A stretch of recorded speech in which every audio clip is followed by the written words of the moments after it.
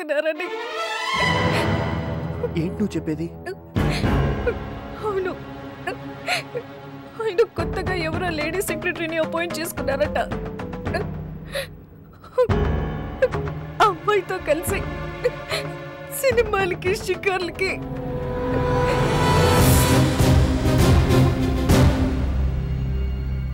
ఆనంద్ ఎందుకు ఇలా బుద్ధి లేకుండా ప్రవర్తిస్తున్నాడు? ఆ అమ్మాయికి నాకు జ్ఞానం ఉండదు? అతనికి పెళ్ళయిందని తెలీదా?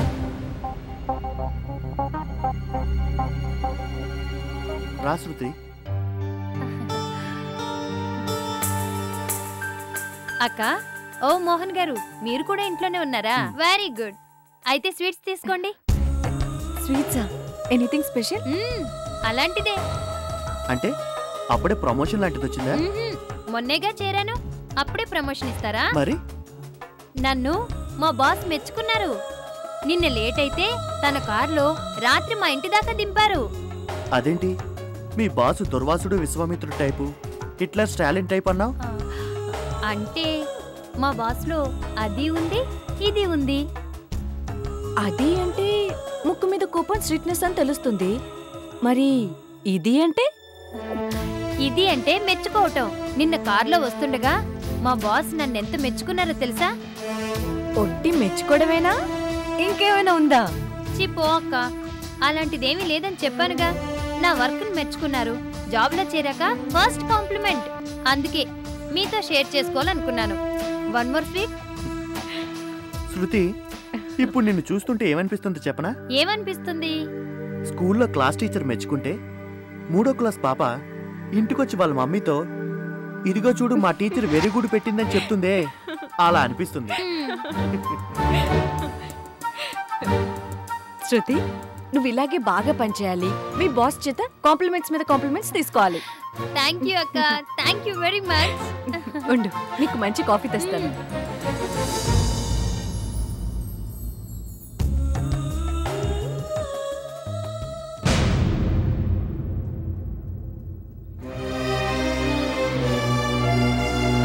చూసావమ్మా సిస్టర్ ఎంతగా ఎదిగిపోయిందో. ఖరీదైన కార్లు, ఇంటి దాకా లిఫ్ట్లు, అర్ధరాత్రి దాకా తిరుగుళ్ళు. ఈ ఉద్యోగం రాగానే చాలా ఫాస్ట్ అయిపోయింది. శృతి అక్క,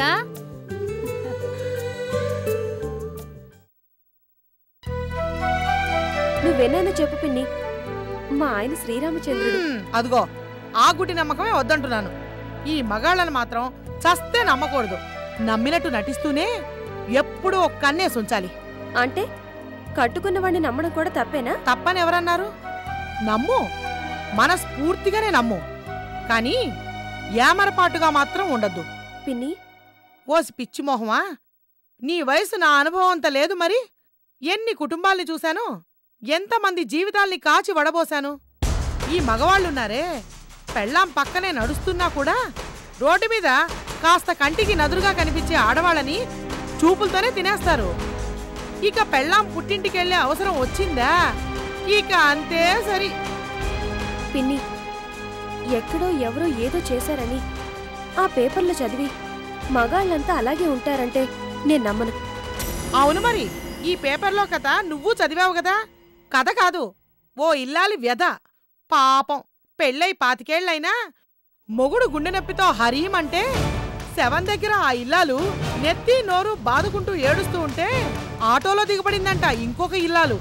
నేను అతగాడి పెళ్ళాన్నేనంటూ. అమ్మో అమ్మో, ఎంత గుండెలు తీసిన బంటు కాకపోతే ఒకటా రెండా 25 ఏళ్ల పాటు ఒకరికి తెలియకుండా ఒకరిని, 2 పెళ్ళాల్ని గుట్టు చప్పుడు కాకుండా మెయింటైన్ చేశాడు అంటే ఆ మగాడు గ్రంథసాంగుడే. పైగా పెద్దావిడికి 2 పిల్లలైతే చిన్నావిడికి 3 పిల్లలట. ఎంత విచిత్రమో చూసావా? కలికాలం మరి. పిన్ని, 25 ఏళ్ల పాటు తన భర్తే తన దైవమని నమ్మిన ఆ ఇల్లాలు భర్త పోయినందుకు బాధపడాలా? 25 ఏళ్లుగా అతను తనకు ద్రోహం చేసినందుకు ఏడవాలా? ఎలా ఏడిస్తేనే, ఇక బతుకంతా ఏడిపే కదా. అందుకే నేనేం చెప్పేది, ఈ మగాళ్ల రక్తంలోనే ఇలాంటి వీక్నెస్ ఉంది. మరి పెళ్ళాలే కొంపలు అంటుకోకుండా కళ్ళు తెరవాలే. మొగుడు రోజులో ఎంత సమయం పనుంది పనుంది అని బయట గడుపుతున్నాడో, లెక్కాపత్రం లేకుండా వేలకు వేలు ఎవరి కోసం ఖర్చు పెడుతున్నాడో, పడగదిలో అయినా తానంటే ఇదివరకులాగా సఖ్యతగా ఉంటున్నాడా లేదా, ఇలా ఒక్కటేంటి 1.25 లక్ష విషయాలున్నాయి. సింపుల్గా చెప్పాలి అంటే నిఘా పెట్టాలి, మనసు మీద మనిషి మీద. చేతులు కాలేక ఆకులు పట్టుకుంటే ఏం లాభం?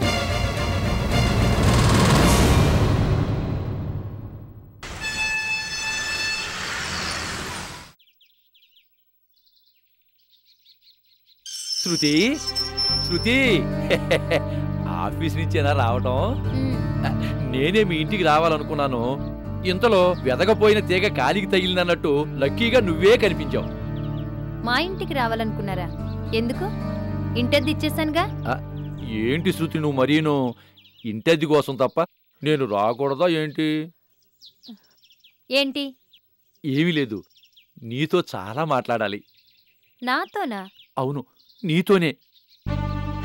నిన్ను చూస్తుంటే జాలేస్తుంది, కడుపు తరుక్కుపోతుంది. నా గురించి అంత జాలెందుకో? ఉండదా మరి? నేనెవర్ని? నీ ఓనర్ని. అదే మీ ఇంటి ఓనర్ని. మీరెవరు? నా వాటాలో అద్దెకుంటున్న వాళ్ళు. అంటే మీ మంచి చెడులు యోగక్షేమాలు పట్టించుకోవాల్సిన బాధ్యత నా మీద కూడా ఉన్నట్టేగా. ఏమిటో శృతి, మగ దిక్కులేని మీ ఇంటిని చూస్తే ఏదో బాధ, ఇంకేదో దిగులు, మరేదో గుబులు. నీతోటి ఆడపిల్లలందరికీ పెళ్లిళ్ళైపోయి హాయిగా సంసారాలు చేసుకుంటూ పిల్లల్ని కూడా కంటుంటే నువ్వేమో గంపెడు బాధ్యతల్ని నెత్తిని వేసుకొని గంప కింద కోడిలా ఎలా నలిగిపోతున్నావో చూడు. నీ ముఖం ఎలా నీరసంగా ఉందో. ఒక్కసారి లోపలికి రా, మంచి షరబత్ కల్పిస్తా. థ్యాంక్స్. నాకు షర్బత్లు కూల్ డ్రింక్లు అలవాట్లేవు. ఎందుకు? అదే ఎందుకు అని. చేతి నిండా డబ్బు లేకపోబట్టేగా. లేకపోతే నువ్వు మాత్రం ఈ పాటికి పెళ్ళైపోతే సాయంత్రం కాగానే జామ్ జామ్ అంటూ తెల్లచీర కట్టుకొని తల నిండా మల్లెపూలు పెట్టుకొని మీ ఆయనతో ఫస్ట్ షో సినిమాకి వెళ్లాల్సిన దానివేగా. ఏమిటో శృతి, నీ జీవితం అడవి కాచిన వెన్నెలైపోతుందే అన్నదే నా బాధంతా. చూడండి, మీరేమీ నా గురించి బాధపడిన అవసరం లేదు. అమ్మమ్మమ్మమ్మమ్మ, అంత మాట అనుకో. ఫ్యాక్టరీలో వర్కరు ఓనరు తోడు నీళ్లా ఉండాలి. అలాగే ఇంటి ఓనరు అద్దెకున్నవాళ్ళు పాలు నీళ్ళలా కలిసిపోవాలి. ఏమంటావు? నాకు తెలుసులే నువ్వేవీ అనవని. మీ దాసుగాడు ఉన్నాడంటే పేరుకు పెద్ద కొడుకే గాని అప్రయోజకుడు. ఇక మీ అమ్మగారు పెద్దావిడ, నాకు అత్తగారి లాంటి వారు. ఇక మంచి చెడు మాట్లాడుకోవాలన్నా, కష్టసుఖం చెప్పుకోవాలనుకున్నా నాకు నువ్వు, నీకు నేను. ఏమంటావు? నాకే కష్టాలు లేవు, చెప్పుకోవాల్సిన అవసరం అంతకన్నా లేదు. లేవని నువ్వు అనుకున్నా లేకుండా ఉంటాయా ఏమిటి? నాకా ఉండటానికి 4 ఇళ్లున్నా ఇల్లాలే లేదాయే. నీకా మీ నలుగురి బాధ్యత నీదేనాయే. పేదవది. ఓ స్కూటీనో గిట్టినో కొనుక్కోమంటే కొనుక్కోవు. రోజు నువ్వు ఇలా ఆఫీస్ నుంచి నడిచి వస్తుంటే అబ్బే చూడ్డానికి ఏమీ బాగోలేదు. అందుకే నా మాట విని శుభ్రంగా ఓ మోపెడు కొనుక్కో. ఆహా, డబ్బు గురించి నువ్వేం బాధపడకు. నేను సర్దుబాటు చేస్తానుగా. అంత ఆశ నాకు లేదు. నాకుంది. అదే నువ్వు మోపేడు మీద వెళుతుంటే చూడాలని ఆశ. నువ్వు లిఫ్ట్ ఇస్తే నీ వెనక కూర్చుని ప్రయాణం చేయాలనే ఆశ. తొందరేమీ లేదు, నెమ్మదిగా కూలుగా ఆలోచించు.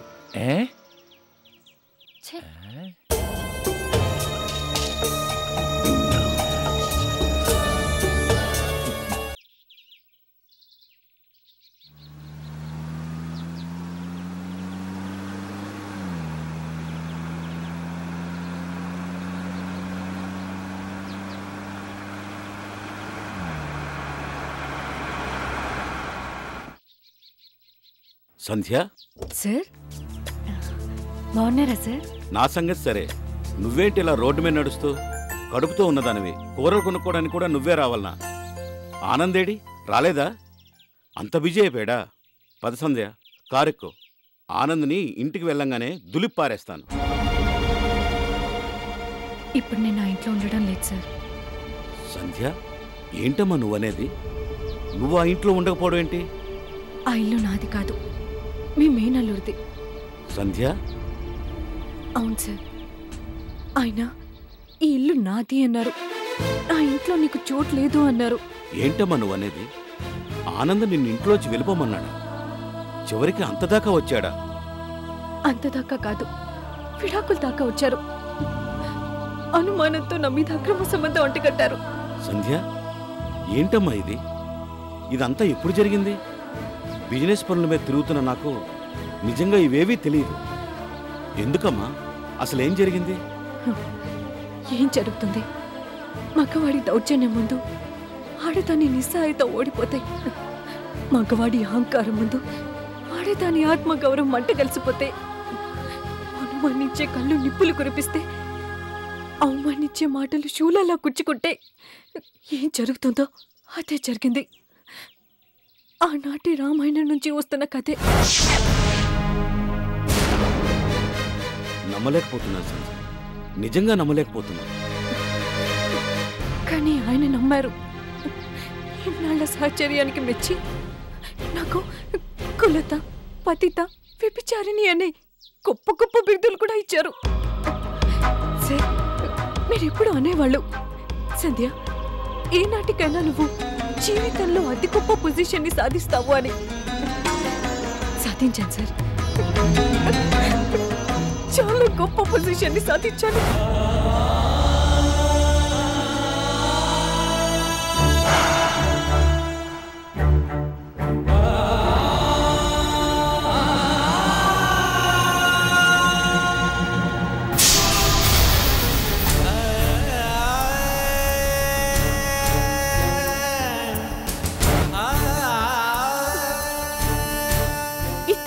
కాపాడుకోవడం కోసం పోలీస్ స్టేషన్ కి, కోర్టుకి, జైలుకి, పిల్లర్ టు పోస్ట్ పిచ్చిదానిలాగా పరిగెత్తాను. ఆయన్ని కాపాడుకున్నందుకు ప్రతిఫలంగా గొప్ప బహుమతిని ఇచ్చారు. చాలా గొప్ప బహుమతిని.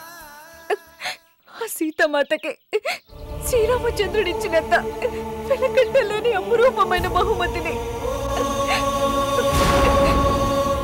సాధించాను కదా సార్. అతి గొప్ప పొజిషన్. చాలు, ఈ జన్మకి అదృష్టం చాలు.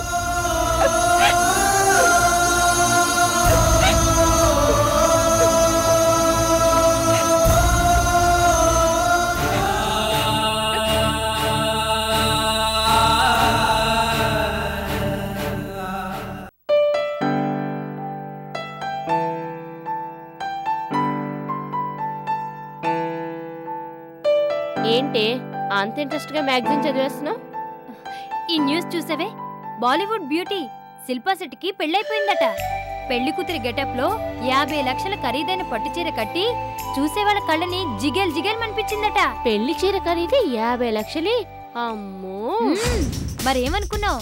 బాలీవుడ్ బ్యూటీనా మజాకా? అసలు పెళ్ళంటే ధూమ్ ధామ్ అని అలా జరగాలి. ఊర్లో వాళ్ళ పెళ్లిళ్ళు చూసి మురిసిపోవడమే గాని మనకి ఈ జన్మలో పెళ్ళయ్యే యోగం ఉన్నట్లు లేదు. Marriages are made in heaven అంటారు. అసలు ఆ బ్రహ్మదేవుడు మనల్ని పుట్టించినప్పుడు ఇక్కడ కళ్యాణ గీత అనే దాన్ని గీసాడో లేదో. ఏం చేస్తాం? ఐశ్వర్యరాయ్కి పెళ్ళైపోయింది మనం చూస్తుండగానే. అంతకుముందు మాధురి దీక్షిత్ కి పెళ్ళైపోయింది, అది మనం చూస్తుండగానే. ఆ తర్వాత సోనాలి బింద్రేకి పెళ్ళైపోయింది, అది కూడా మనం చూస్తుండగానే. ఇప్పుడు శిల్పా శెట్టికి కూడా పెళ్ళైపోయింది. మనకిప్పుడు అవుతుందో ఏమో, అసలు అవుతుందో లేదో. ఏం చేస్తాం? కళ్యాణ యోగం ఉంటేనే పెళ్లి చీర కట్టుకునే ప్రాప్తం ఉంటుందట. నేనైతే ముచ్చటపడి పెళ్లి చీర కొనుక్కొని ఏడాది దాటింది. మా నాన్న కట్నాలు పోసి పెళ్లి కొడుకుని కొనుక్కు రాలేకపోతున్నాడు. లైట్ తీసుకో. పెళ్ళైతే ఓ లాభం, కాకపోతే మరో లాభం. కాకపోతే కూడానా? పెళ్లి కాకపోతే మనకిష్టం వచ్చిన చీర కట్టుకుంటాం, మన ఇష్టం వచ్చిన హీరో సినిమా చూస్తాం, మన ఇష్టం వచ్చినట్టు జీవిస్తాం. అదే పెళ్ళైతే ఏ చీర కట్టుకోవాలో మొగడే చెప్తాడు, ఏ హీరో సినిమా చూడాలో కూడా తానే డిసైడ్ చేస్తాడు, అసలు ఎలా జీవించాలో కూడా తానే డిక్టేట్ చేస్తాడు. అందుకే నన్ను అడిగితే పెళ్లి చేసుకోవడం అంటే మనంతటి మనమే జైల్లోకి దూరిపోవడం. భలే చెప్పేవే శృతి. అందుకే మనకి పెళ్లి వద్దు, గిల్లి వద్దు. తిన్నామా, పడుకున్నామా, తెల్లారిందా, ఏక్ నిరంజన్, అంతే. ఏంటి పని మానేసి ఆ కబుర్లు నవ్వులు ఏంటి? మీటింగ్ పెట్టారా? Meeting? What the hell are you doing? Sir, అది శిల్పా శెట్టికి పెళ్ళైపోతే షటప్. శిల్పా శెట్టికి పెళ్ళైపోయింది, సునీల్ శెట్టి కండలు పెంచుకున్నాడు, అనుష్క శెట్టి యోగా నేర్పిస్తోంది. ఇలాంటి ట్రాక్ మాట్లాడటానికి మిమ్మల్ని ఉద్యోగంలో పెట్టుకుంది. సార్ పనేమీ లేదు కదా అని. షటప్. పని లేకపోతే మీటింగ్లు పెడతారా? Look, this is first and final warning. Office hours లో సొల్లు కొడుతూ టైం వేస్ట్ చేశారంటే I will kick you out.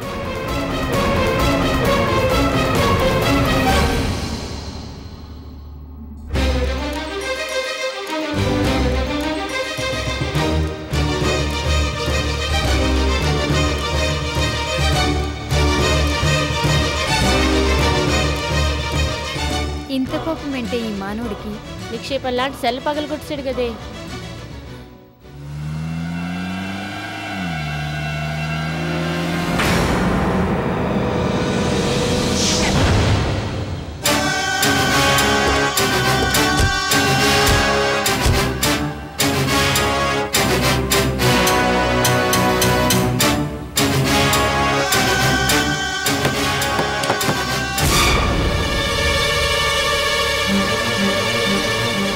ఎవరు మీరు?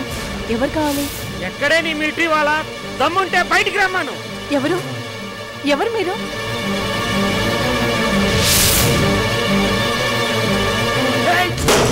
ఆగండి! ఏంటి దౌర్జన్యం? దౌర్జన్యం చేయటం మాకు అలవాటు, సెటిల్మెంట్ చేయటం మా దందా. సిద్ధప్ప తమ్ముడు వచ్చాడని చెప్పు, పుచ్చెలు పగిలిపోతాయి. రేయ్, ఇల్లంతా వెతకండ్రా, ఇవాళ వాడో నేను తేలిపోవాలి. ఆగండి! ఆగండి! ఆయన ఇంట్లో లేరు. ఏంటి అన్యాయం? అన్యాయం కాదు, మాతో పెట్టుకుంటే అన్యాయంగా చచ్చిపోతాడు. ఈ మొగుడు అంత పెద్ద మొగడా? మాకే ఎదురొస్తున్నాడు, చెప్తే వాడికి చెవికెక్కదా? ఇలా ఎదురొచ్చిన వాళ్ళు చాలా మంది మన్నయ్య చేతిలో చచ్చిపోయారు. ఆడదానివి నువ్వైనా వాడికి నచ్చ చెప్పు.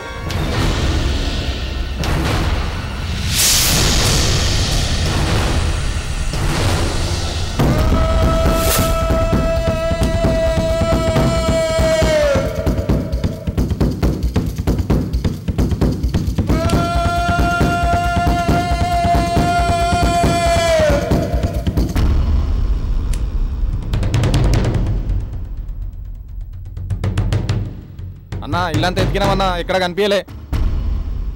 చూడు, మా సిద్ధప్పన కాదని ఈ ఏరియాలో ఎవడో ఏం చేయలేడు. 24 అవర్స్ లోగా ఆ జాగాని ఖాళీ చేయకపోతే భూమి పూజ చేసిన అదే గొత్తులో వాడిని పూడ్చి పెడతానని చెప్పు. కొండాపూర్, తేలాపూర్, బాలాపూర్ అన్ని ఏరియాలు మనవే. ఎవడైనా సరే మా సిద్ధప్ప ఊ అంటేనే ముందుకు పోవాలి, ముహు అంటే మోటాముళ్ళు సదురుకుని వెనక్కపోవాలి. కాదని తల ఎగరేస్తే ఆ తల నరికేస్తాం, పెద్దమ్మ తల్లికి బలి ఇస్తాం. ఖబర్దార్! రేయ్ పండ్రా!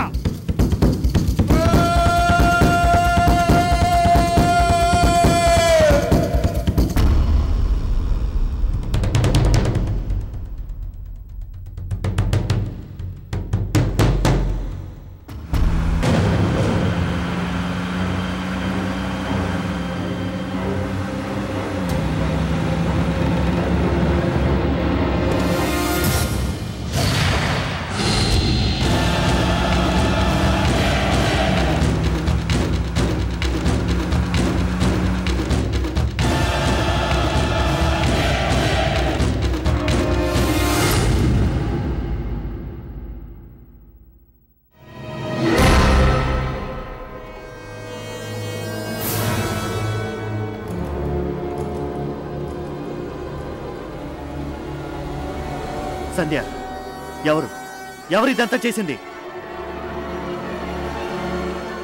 ఎవరు? సిద్ధప్ప మనుషులంట. డైరెక్ట్గా నన్ను ఫేస్ చేసే దమ్ము లేక ఇంటి మీదకొచ్చి నిన్ను భయపెడతాడా? చెప్తా వాడి సంగతి. మోహన్ వద్దు, ఆగండి ప్లీజ్.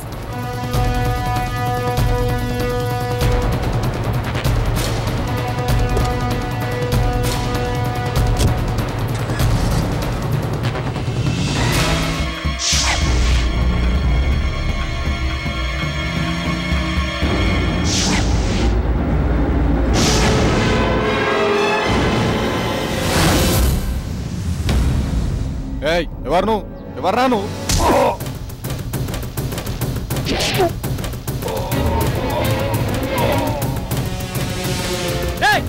ఎవరా నువ్వు లోపలికి వస్తున్నావు?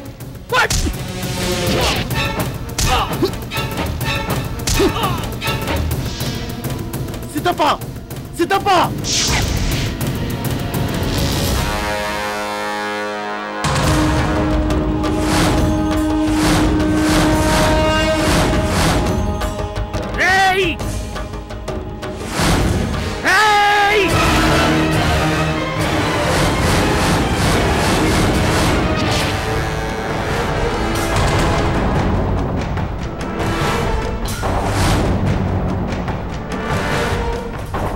సిద్ధప్ప భూమి పూజ నాడే చెప్పాను నీ తొత్తులకి నా జోలికి రావద్దని.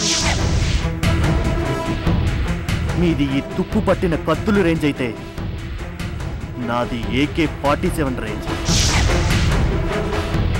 ఇనుప రాడ్లు సైకిల్ చైన్లు మీ రేంజ్ అయితే మిలిటరీ వాళ్ళు రాకెట్ లాంచర్లు బాంబర్ విమానాలు ఇది నా రేంజ్. రే సిద్ధప్ప నాతో పెట్టుకుంటే నిలువునా నరికేను పేల్చేస్తా. మీ శవాల ఆనవాళ్ళు కూడా దొరకకుండా కాల్ చేస్తా.